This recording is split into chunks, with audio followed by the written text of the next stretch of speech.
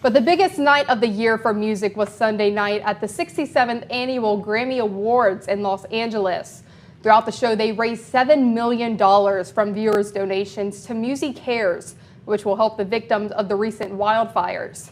The Recording Academy also invited the Los Angeles Fire Department to walk the red carpet and even announced the winner for Album of the Year. The Show Must Go On was said by various artists who attended the ceremony, and that it most certainly did. The night was filled with tributes, musical performances, fashion, and of course, some big awards. Starting it off, Lady Gaga and Bruno Mars joined forces to perform a rendition of California Dreamin' to pay tribute to the city of Los Angeles.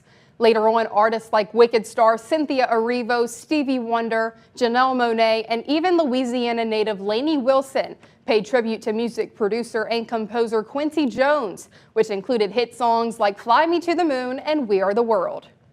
Benson Boone, Doechii, Teddy Swims, and Sabrina Carpenter performed, all being nominated for Best New Artist, but the Grammy went to Chappell Roan after the success following her debut album, The Rise and Fall of a Midwest Princess. Now moving on to the biggest awards of the night, Kendrick Lamar won both Song of the Year and Record of the Year with his hit song Not Like Us, which I'm sure we'll be waiting to hear at the Super Bowl halftime show this Sunday in New Orleans. Now the Album of the Year category was stacked with albums from Taylor Swift, Sabrina Carpenter, Beyonce, Billie Eilish, and Chappell Roan. But Cowboy Carter ended up taking home the Grammy, making this Beyonce's first ever win for Album of the Year.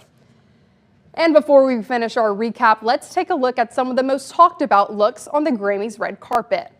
Taylor Swift paid homage to her man Travis Kelce, wearing a Kansas City red mini dress, custom made by Vivienne Westwood, that even included a small T attached on the leg. Safe to say we know who Taylor is rooting for the Super Bowl this weekend. An out-of-the-box fashion statement was done by Jaden Smith in a Louis Vuitton black tux. But all the attention was on the Vampire Castle-inspired headpiece made by Abadi. Olivia Rodrigo kept it simple and elegant as usual, wearing a vintage Versace black gown with cutouts on the side.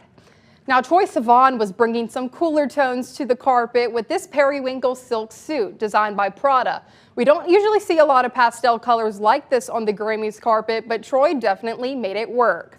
And last but certainly not least, one that stuck out to me was Alicia Keys, covered in Dolce & Gabbana from head to toe, all the way from the statement headpiece to the jeweled corset.